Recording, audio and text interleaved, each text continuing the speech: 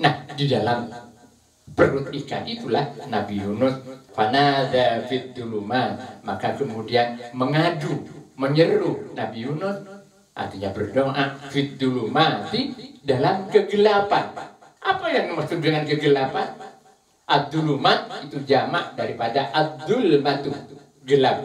Berarti kegelapan, banyak kegelapan. Ad-dulumat artinya banyak kegelapan. Maka kemudian Nabi Yunus menyeru, berdoa, munajat fid-dulumati, di dalam 3 kegelapan itu. Bi Allah artinya Nabi Yunus mengucapkan terus menerus selama di perut ikan, Allah ilaha illa anta subhanaka inni kuntu minadh dhalimin, la ilaha illa anta subhanaka inni kuntu minadh dhalimin. Itu Nabi Yunus selama di dalam perut ikan.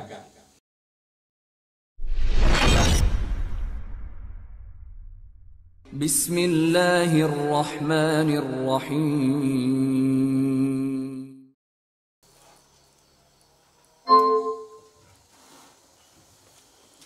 Assalamualaikum warahmatullahi wabarakatuh. Kita buka tartil Al-Quran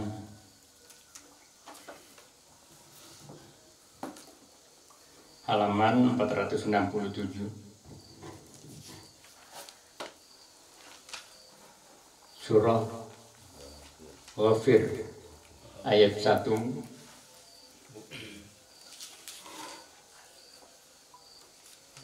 halaman 467, surah Ghafir ayat 1. Ghafir. Apa? Ghafir. Surat Ghafir. Ghafir. Halaman 467.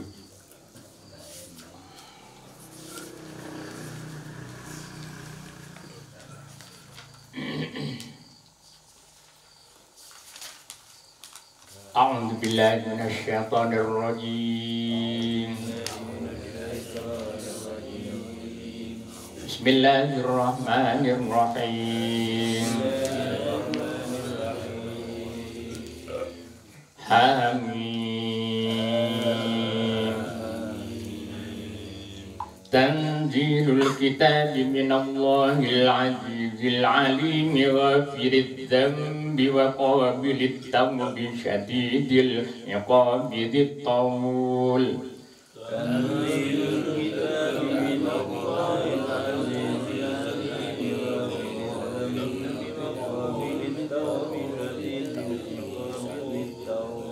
la ilaha illahu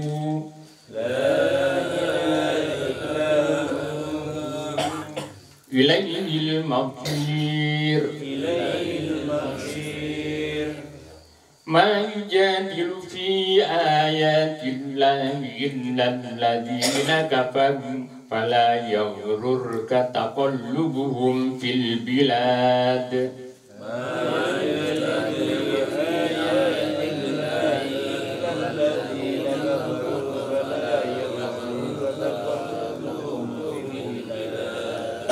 كذبت قبلهم قوم نوح والأحزاب من بعدهم وهمت كل أمة برسولهم كذبت قبلهم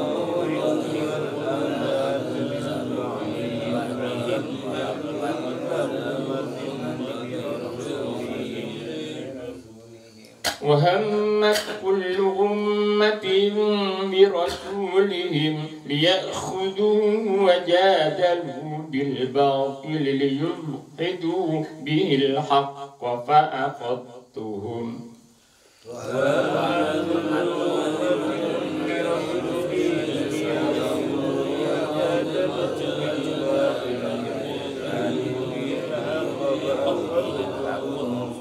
فكيف كان عقاب وكذلك حقت كلمة ربك على الذين كفروا أنهم أصحاب النار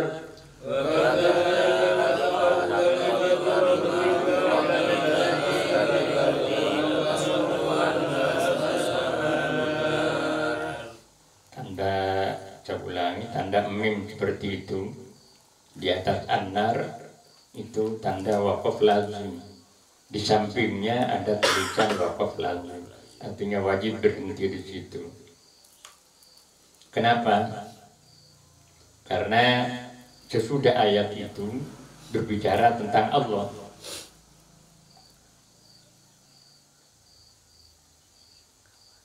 Berbicara tentang Allah. Sedang an-nar itu urusan orang-orang yang ingkar kepada Allah yang kelak akan dimasukkan ke neraka. Alhamdulillah. Jadi wajib di situ berhenti. Alladzina kafaru annahum ashabun nar. Alladzina kafaru annahum ashabun nar. Alladzina yahmiluna al-arsya wa man hawlahu yusabbihuna bihamdi rabbihim wa yu'minuna bihi wa yastaghfiruna lilladzina amanu.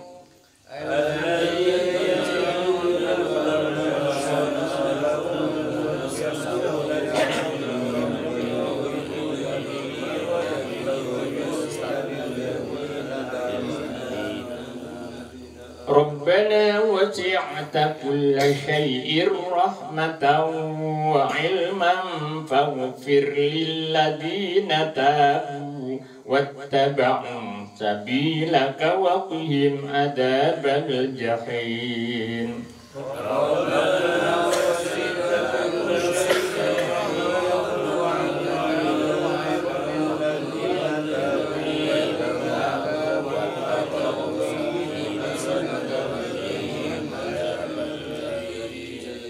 Rabbana wa adkhilhum jannati adnin allati wa'adtahum wa man talaha min abaihim. Rabbana wa adkhilhum jannati adnin allati wa'adtahum wa man talaha min abaihim. Berulang kali saya sebutkan tanda nun kecil, ya, ada kan itu artinya pertanda ada tanwin di situ. Ketika ketemu al, maka tanwinnya dirubah menjadi dihidupkan, nun matinya dihidupkan. Mana ada nun mati? Kelihatan tidak ada, tetapi secara bacaan itu ada nun mati. Adnin itu ada non mati di situ. Tapi ketika ketemu allati, maka non mati tadi dihidupkan menjadi kasrah. Adninil lati. Jadi tidak bisa atau tidak boleh dibaca jannati adninil lati, bukan begitu cara bacanya. Ini selatan. Habis. Di timur. Geser.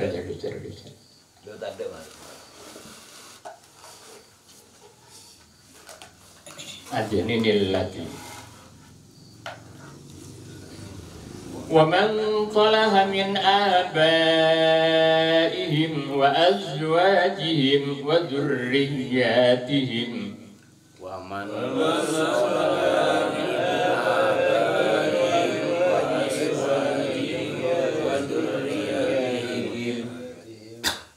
panjang ya.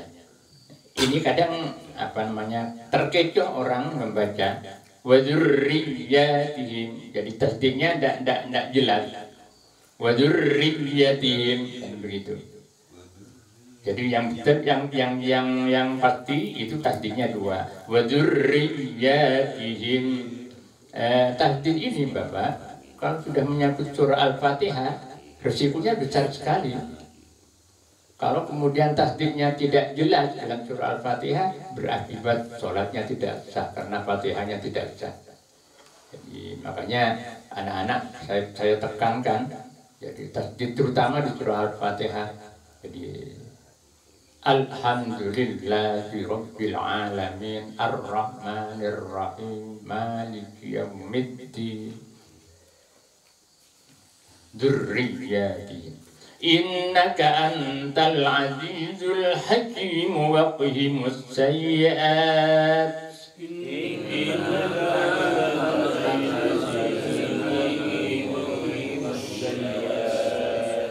ومن تق السيئات يومئذ فقد رحمته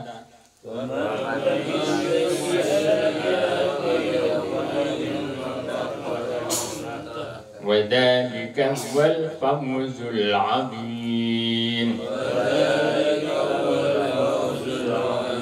صدق الله العظيم.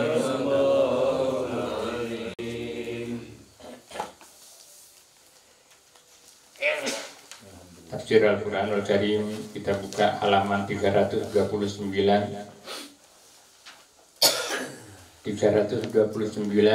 surah Al-Anbiya ayat 87. Halamannya 329 surah Al-Anbiya ayat 87.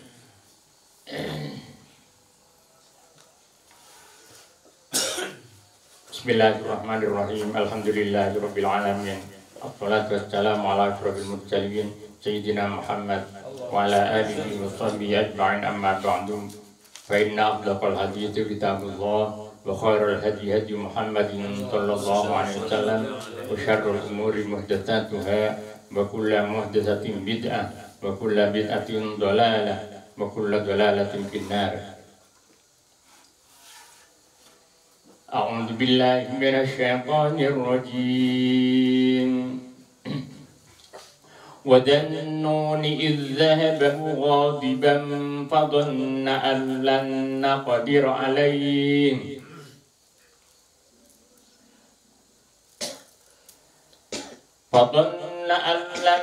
نقدر عليه فنادى في الظلمات أن لا إله إلا أنت سبحانك إني كنت من الظالمين فاستجبنا له ونجيناه من الغم.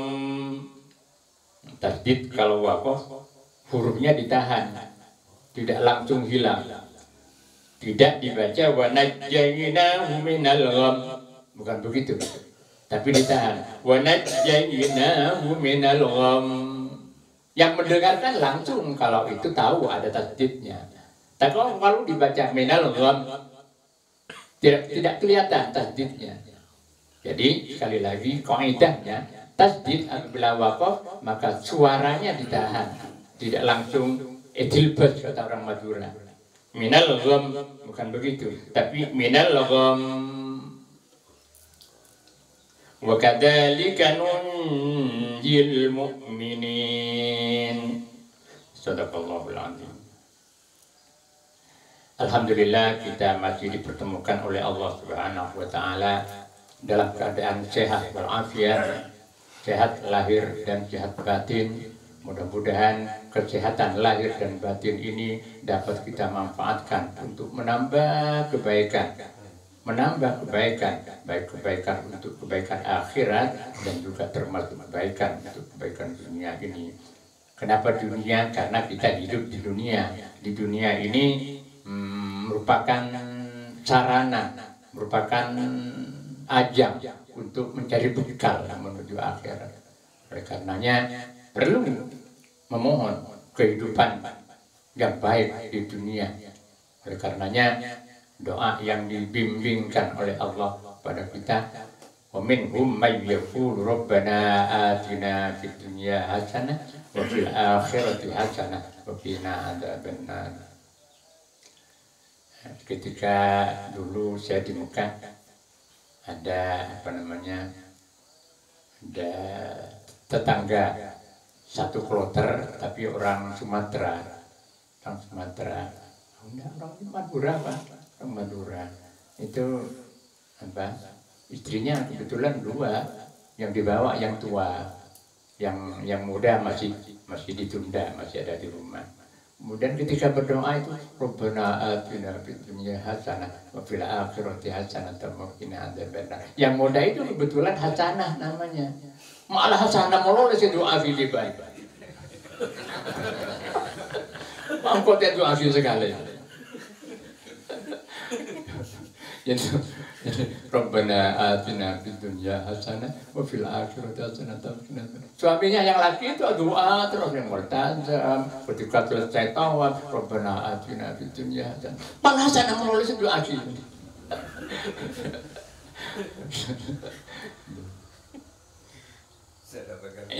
Itu karena keawamannya bisa salah paham. Bisa salah paham. Padahal hasanah itu untuk kebaikan. Ya, kebaikan di dunia hasanah, di dunia juga kebaikan, di akhir juga kebaikan. Nah ini minggu pertama ketika kita mengkaji tafsir di tempat yang ini. Jadi karena ini ditayangkan di YouTube untuk diinformasikan kepada netizen supaya paham kok seperti ini kondisinya, kok tidak seperti di awal-awal. Biar tahu netizen bahwa tempat yang selama ini kita pergunakan sedang direnovasi. Baik Bapak. Wadhannuni ini menyimpan kata-kata wadkur. Wadhannuni atau disambungkan pada kalimat-kalimat sebelumnya, pada ayat-ayat sebelumnya, karena surah Al-Anbiya itu didominasi oleh kisah-kisah para nabi. Jadi setiap permulaan ayat, ketika ayat ini berbicara tentang kisah seorang rasul, seorang nabi, seorang rasul, itu menyimpan kata uzkur, yang artinya ingatlah engkau wahai Nabi Muhammad. Ingat kepada apa? Dhannuni, kepada Dhannun. Secara kata-kata, the itu bermakna sahib, pemilik. Di dalam Al-Quran bisa berbentuk da, bisa berbentuk zi, bisa berbentuk zu. Itu ada semua di dalam Al-Quran.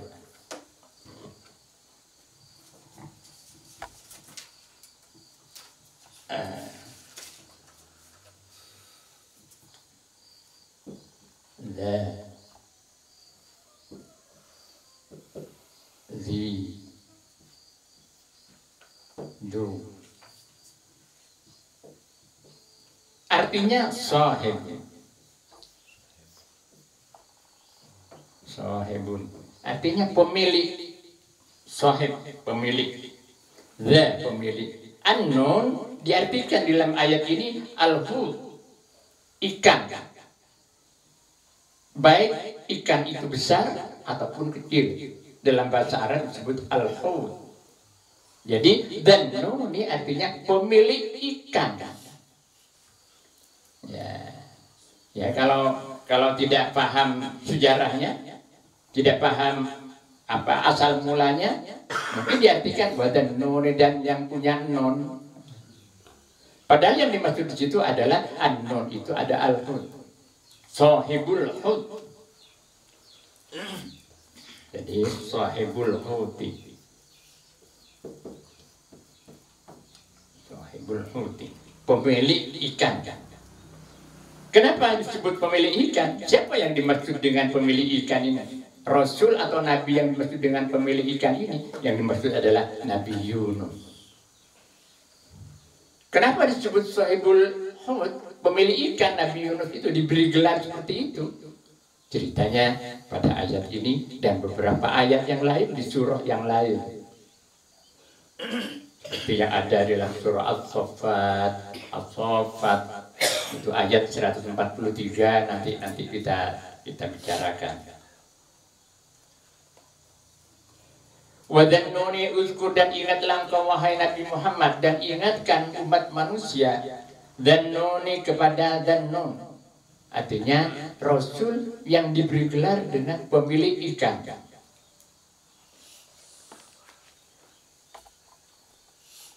Yang dimaksud adalah Nabi Yunus alaihissalam. Yang dimaksud adalah Nabi Yunus alaihissalam. Nabi Yunus alaihissalam ini diutus oleh Allah Subhanahu wa taala kepada penduduk Mosul di Palestina dulu. Sebagaimana nabi-nabi yang diutus oleh Allah kepada satu kaum, itu tidak lantas penduduk itu menanggapi secara positif. Tetap saja ingkar mereka. Karena dianggap hal yang baru. Nabi Muhammad juga begitu. Ketika menghadapi bangsa Arab, Nabi Muhammad dianggap sebagai membawa hal-hal baru, sehingga mereka enggan menerima karena dianggap melanggar tradisi dan kebiasaan nenek moyang. Termasuk juga Nabi Yunus dan Nun ini. Karena demikian, maka Nabi Yunus itu minggat. Oleh karenanya selanjutan dari ayat ini, idzhaba mughadiban, idzhaba, ingatlah engkau wahai Nabi Muhammad dan Nun kepada dan Nun yang memiliki ikat, yang dimaksud adalah Nabi Yunus alaihissalam. Idzhaba, ketika pergi Nabi Yunus itu dan Nun itu mughadiban, dalam keadaan marah. Dalam keadaan marah. Marah kepada kaumnya karena kaumnya kemudian menolak ajakan Nabi Yunus untuk percaya kepada Allah. Fadhanna, maka menyangka Nabi Yunus itu allan naqdir alaihi, bahwa kami tidak akan mempersempit alaihi kepada Yunus. Artinya Nabi Yunus pergi dari kaumnya itu merasa tidak ada bersalah, merasa tidak bersalah, merasa direstui oleh Allah. Karena begitu mengajak kaumnya tidak menerimanya, ingkar, kemudian ditinggal oleh Nabi Yunus. Dan Nabi Yunus merasa tidak bersalah kepada Allah Subhanahu wa taala.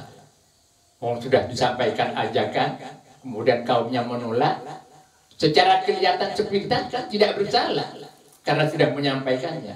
Tapi bagi Allah itu suatu kesalahan. Padahal seorang nabi tidak seperti itu semestinya. Oleh karenanya berkaitan dengan para rasul itu ada istilah ulul azmi. Ya. Ulul azmi itu artinya rasul yang memiliki tekad baja, tekad yang kuat, pantang menyerah. Dan itu oleh ulama setelah diadakan penelitian ada 5 rasul yang memiliki gelar ulul azmi itu. Yang pertama adalah Nabi kita Muhammad SAW. Kemudian yang kedua Nabiullah Ibrahim alaihissalam. Kemudian yang ketiga Nabiullah Musa alaihissalam. Kemudian yang keempat Nabiullah Isa alaihissalam. Kemudian yang kelima Nabiullah Nuh alaihissalam.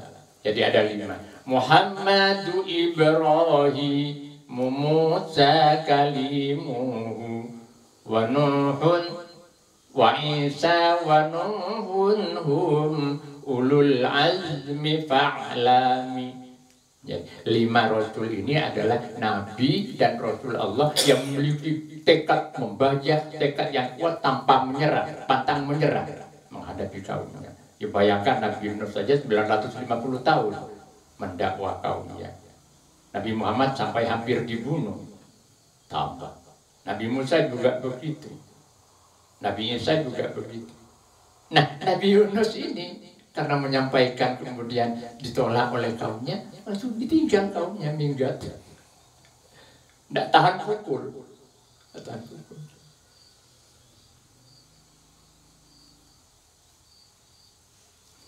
Oleh karenanya,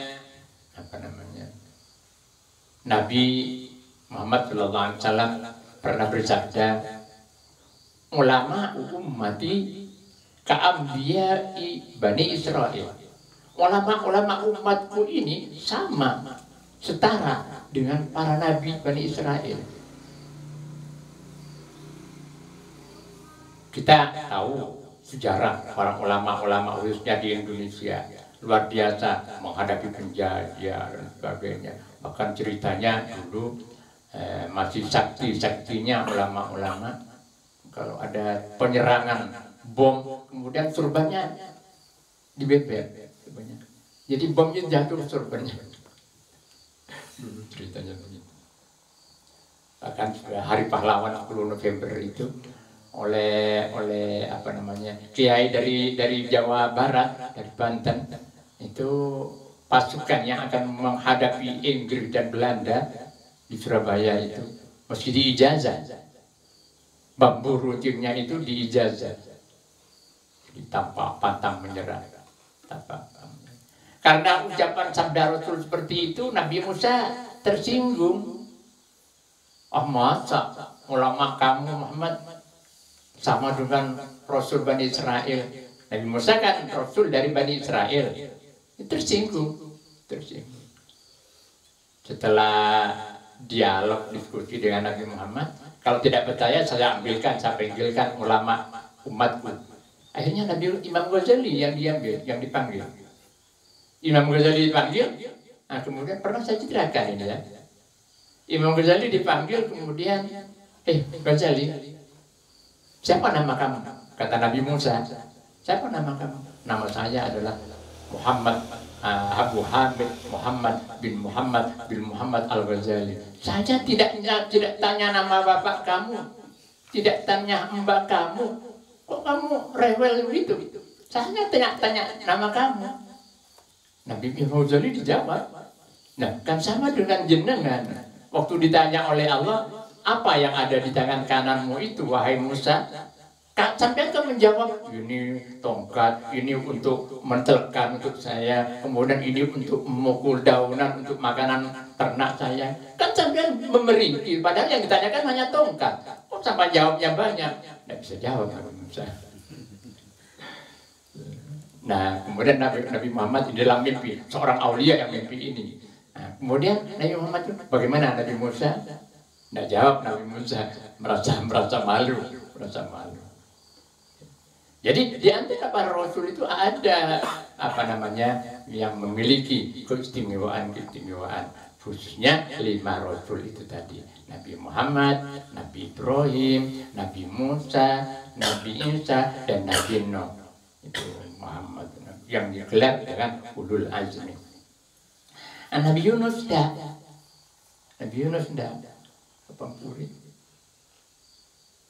Pada waktu itu Nabi Yunus itu mengancam. Awas ya, kalau tetap tidak iman kepada Allah, tidak mengikuti ajakan, akan ada adab dari Allah dalam waktu 3 hari ini. Kok ditunggu 1 hari, 2 hari, kak datang adab itu. Nah, tradisi di situ, di umat itu, kalau ada orang bohong, apalagi seorang nabi, itu dibunuh. Karena seorang pembohong berarti. Nah, untuk menghindari pembunuhan itu, Nabi Yunus pergi dari kaumnya. Pergi sampai pada satu pantai, kemudian ada perahu itu sudah mau berlayar. Nabi Yunus ikut perahu itu.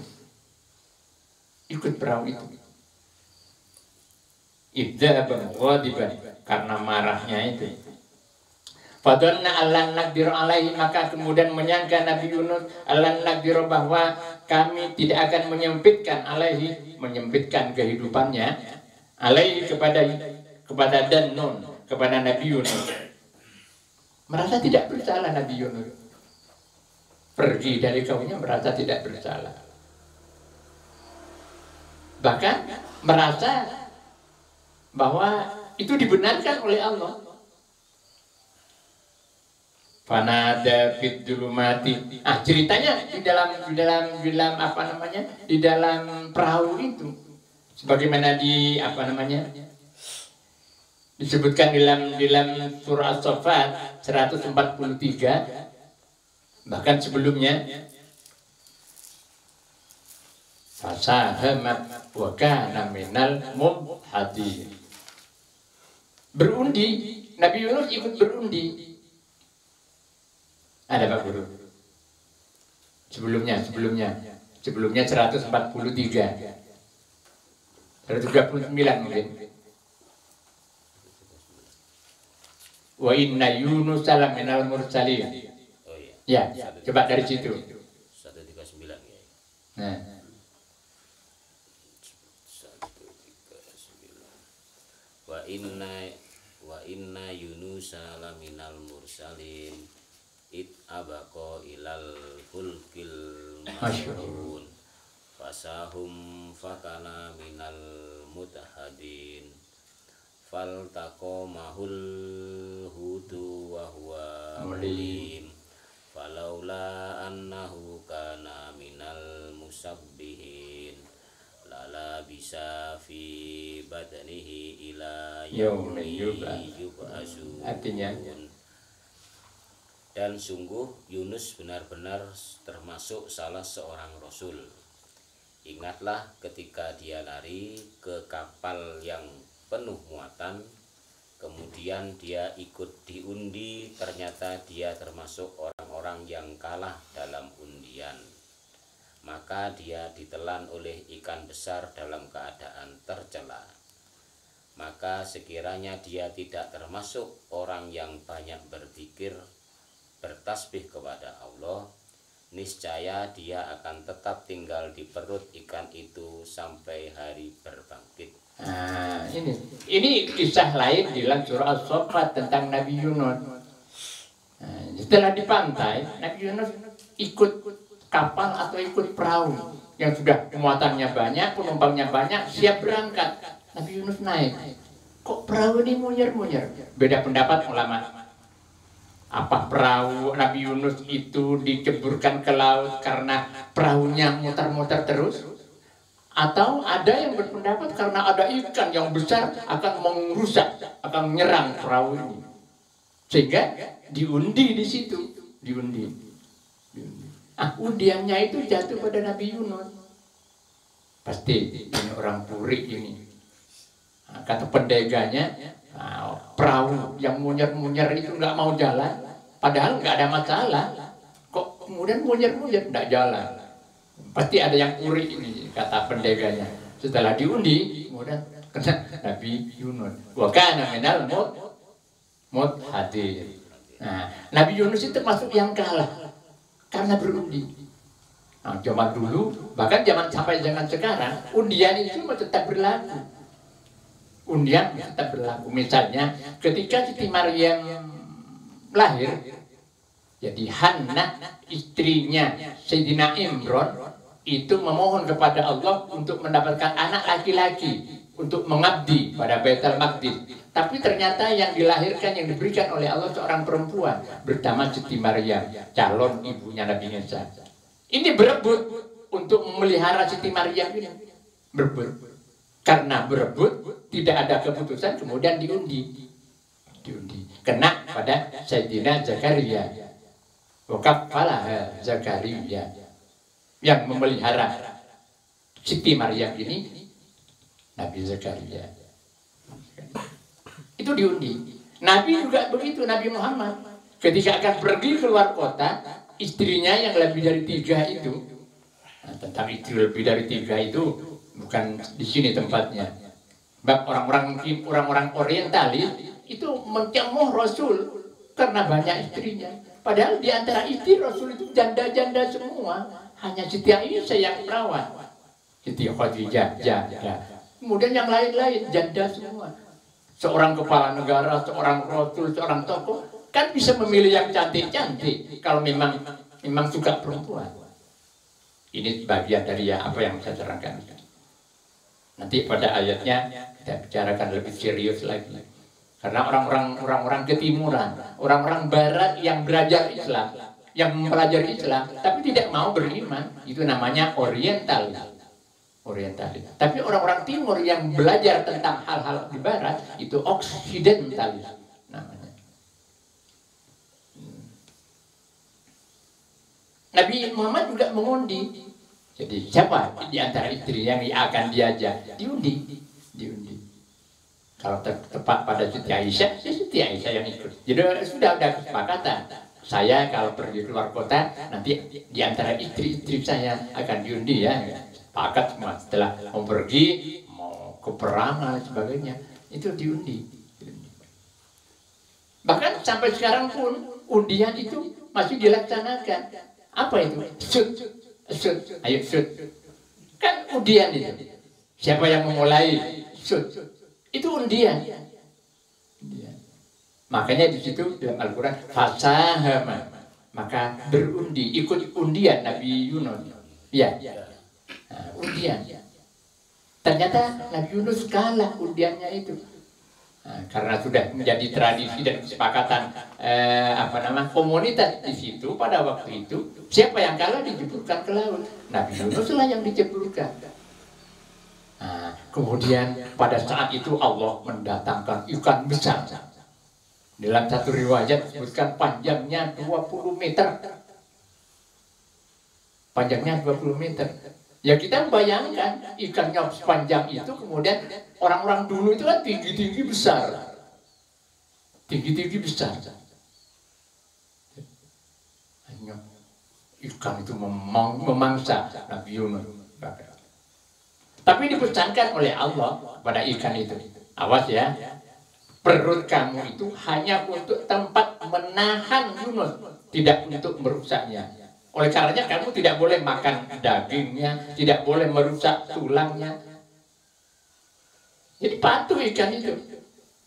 Nah, di dalam perut ikan itulah Nabi Yunus memunajat kepada Allah. Fanada fid dulumat, maka kemudian mengadu, menyeru Nabi Yunus.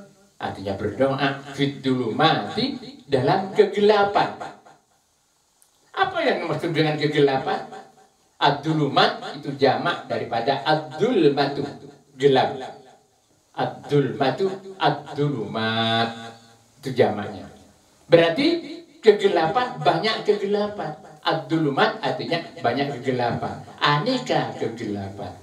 Apa yang maksud aneka kegelapan itu? Yang pertama kegelapan di waktu malam. Di laut kalau malam kan gelap. Kemudian yang kedua kegelapan di dalam perut ikan. Kan gelap di dalam perut ikan. Kemudian yang ketiga kegelapan di dalam laut. Kan dimakan ikan Nabi Yunus. Nah, tiga kegelapan ini diibaratkan oleh Allah dengan kata jama. Wa nafanada fid dzulumat. Maka kemudian Nabi Yunus menyeru, berdoa, munajat fid dzulumati di dalam tiga kegelapan itu. Kegelapan malam, kegelapan perut ikan, dan kegelapan dalam lautan. Apa yang disampaikan, yang dimunajatkan, yang diserukan kepada Allah? Allah ilaha illa anta subhanaka inni kuntu minadz dzalimin. Bi Allah artinya Nabi Yunus mengucapkan terus menerus selama di perut ikan, Allah ilaha illa anta subhanaka inni kuntu minadz dzalimin. La ilaha illa anta subhanaka inni kuntu minadz dzalimin. Itu Nabi Yunus selama di dalam perut ikan. La ilaha illa anta subhanaka inni kuntu minadz dzalimin. Berkaitan dengan ini Rasulullah Muhammad SAW bersabda, karena panjang hadisnya saya tuliskan dulu. Ini di papan.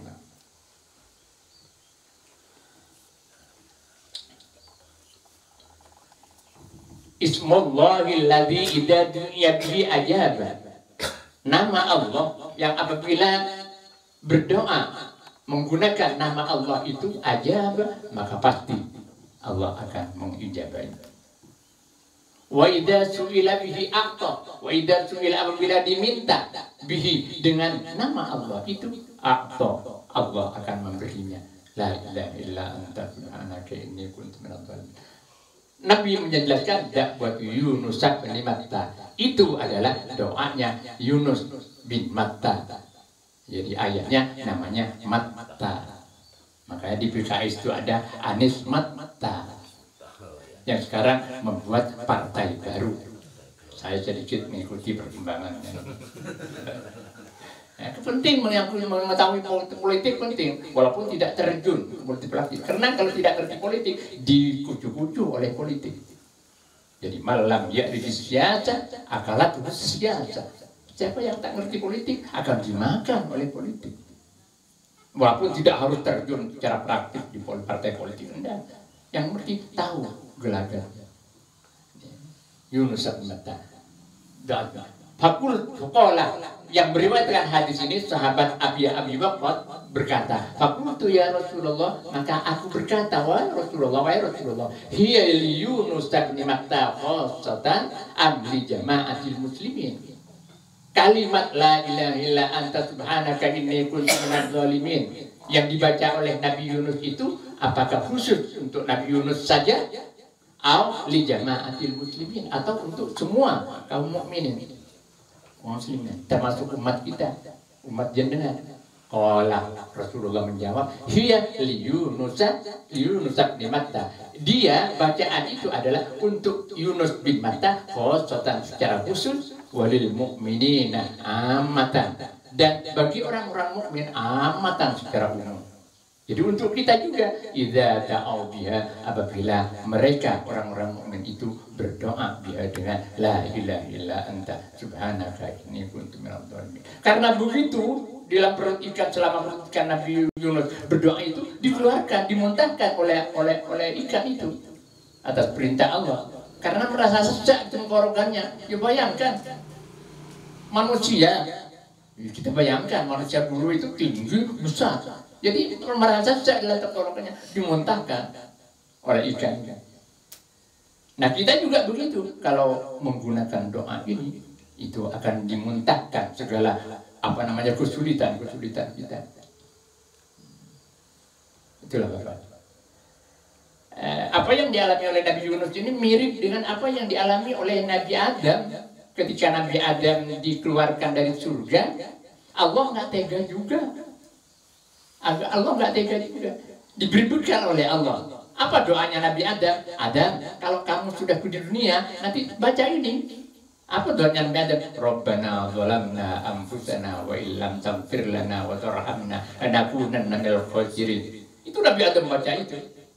Kemudian fataba alaih. Ya, wa qala rabbana zalamna anfusana wa illam taghfir lana wa tarhamna lanakunanna minal khasirin. Itu Nabi Adam. Tapi Nabi Yunus, la ilaha illa anta subhanaka inni kuntu minadz zalimin. Terutama kalau dibaca malam-malam jam 2 mau bangun, la ilaha illa anta. Kemudian sesudah itu perbanyak baca itu, ajukan keinginannya dan hajat-hajatnya kepada Allah Subhanahu wa taala. Kemudian Rasulullah melanjutkan, alam tasma' qaulallahi ta'ala, apakah kamu tidak mendengar firman Allah Ta'ala? Nah, firman Allah Ta'ala ini fanada fid dhulumati itu. Ini fanada fid dhulumati alla ilaha illa anta subhanaka inni kuntu minadz zalimin fastajabna lahu wa najjaynahu minal gham wa kadzalika nunjil mu'minin fahuwa syaratullahi liman da'ahu biha. Maka bacaan itu adalah ketetapan Allah liman da'ahu biha, bagi orang yang berdoa kepada Allah biha dengan menggunakan kalimat la ilaha illa anta subhanaka inni kuntu minadz zalimin, la ilaha illa anta subhanaka inni kuntu minadz zalimin. Tidak ada Tuhan kecuali Engkau ya Allah, illa anta, kecuali Engkau, subhanaka maha suci Engkau, inni kuntu minadz zalimin, aku termasuk orang-orang yang berbuat zalim. Jadi penyesalan.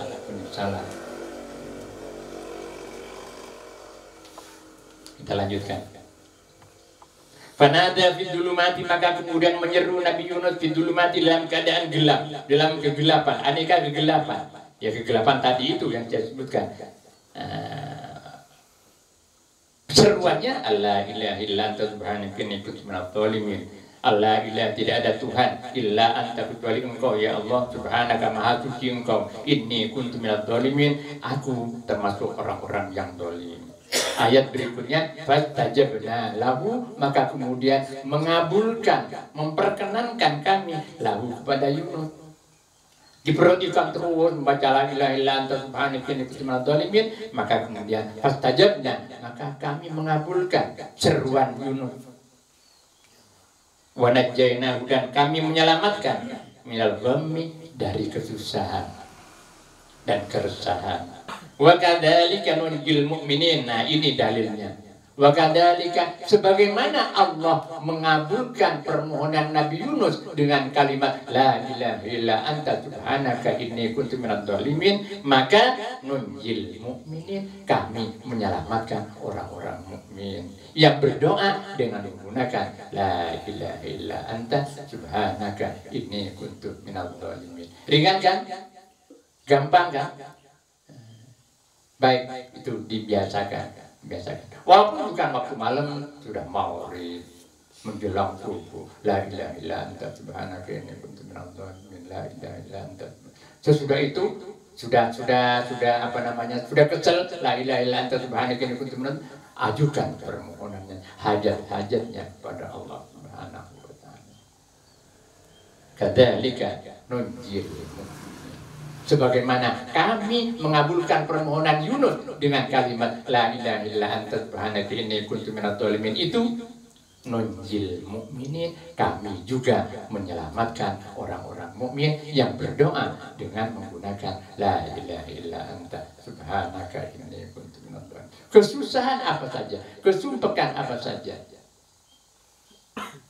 Oh, ini mushola ini saya tidak membayangkan, Masya Allah, banyak rezeki yang diberikan oleh Allah Subhanahu wa taala. Saya sengaja kalau malam-malam bangun, la ilaha illallah, berpikir khawatir putus di tengah jalan. Nah, karena tidak ada afiliasinya kepada bantuan pemerintah, karena belum jadi yayasan. Alhamdulillah, ada yang nyumbang 3 juta, ada yang nyumbang 2,5 juta. Nah, yang banyak itu 1 juta. Masya Allah, mudah-mudahan terus lancar. Tapi ini sudah hampir, mungkin hari ini pasang usul Pak Guru ya, pasang usul, nah kemudian disusul dengan pasang reng dan seterusnya. Mudah-mudahan lancar. Wa Zakaria idnada rabbahu wallahu a'lam bishawab. Bapak, saya ingin membiasakan anak didik saya, putra putri Bapak yang ngaji di sini, untuk membiasakan bersedekah. Jadi ingin saya bisa bicarakan kepada Pak Saji, kemudian Pak Kurniawan, Pak Haji Agus, ini supaya anaknya bawa recehan 500 rupiah tiap hari. Itu ada di kotak, ada kotak black yang dibuatkan oleh Pak Fano. Jangan khawatir, saya yang makan, karena Pak Fano yang megang kuncinya, syaratnya tidak diberikan saya. Nah, jadi Pak Fano yang, cuman yang penting nanti Pak Fano bagaimana pembukuannya lebih rapi, sehingga kenapa? Ini membiasakan untuk bersedekah. Karena kalau tidak dibiasakan, pelitnya luar biasa manusia ini. Kalau tidak dibiasakan, jadi anak-anak kita dibiasakan untuk suka bersedekah pada yang butuh, kepada fakir miskin, pada anak yatim, termasuk pada kepentingan kan. Jadi mulai nanti kepada bapak-bapak wali santrinya, dia seperti itu. Ini yang sudah melakukan ini anaknya Pak Mas Rozak, Arina, itu kadang 3 hari bawa dilatih. Karena penyakit Bapak, orang pelit itu penyakitnya hati. Cerai itu penyakitnya hati. Oleh karenanya saya punya terinspirasi, bagaimana anak-anak supaya dilatih. 500 rupiah saja tiap hari, 500 rupiah. Agar supaya kalau misalnya sulit, misalnya 3 hari sekali atau seminggu sekali, tinggal menghitung saja. Kalau 500 rupiah per hari, kalau 6 hari berarti 3.000. Itu aja. Jadi membiasakan anak untuk bersedekah. Karena sekali lagi mensedekahkan harta itu berat. Mudah-mudahan ini cikal bakal nanti setelah pengembangan kemandirian mushola ini telah ada pengurus. Baik, kita berdoa dulu. Kalamun qadimul la yamullu sama'uhu tanazzaha an qawlin wa fi'lin wa niyati bi astafi min kulli da'in wa nuruhu dalilun li qalbi 'inda jahli wa hirati فيا ربي متعني بسر حروفه ونور به قلبي وسمعي ومقلتي وصلي وسلم يا إلهي على النبي وآل وأصحاب بهم نلت بغيتي ويا ربي زدني فيه علما وحكمة بجاه النبي من جاءنا بالهدايات ويا ربي وفقني بتقواك يا الله فيا ربي ارحمني بحسن خاتمتي عليه صلاة الله ثم سلامه وآل وأصحاب بهم نلت حاجتي. الفاتحة. بسم الله الرحمن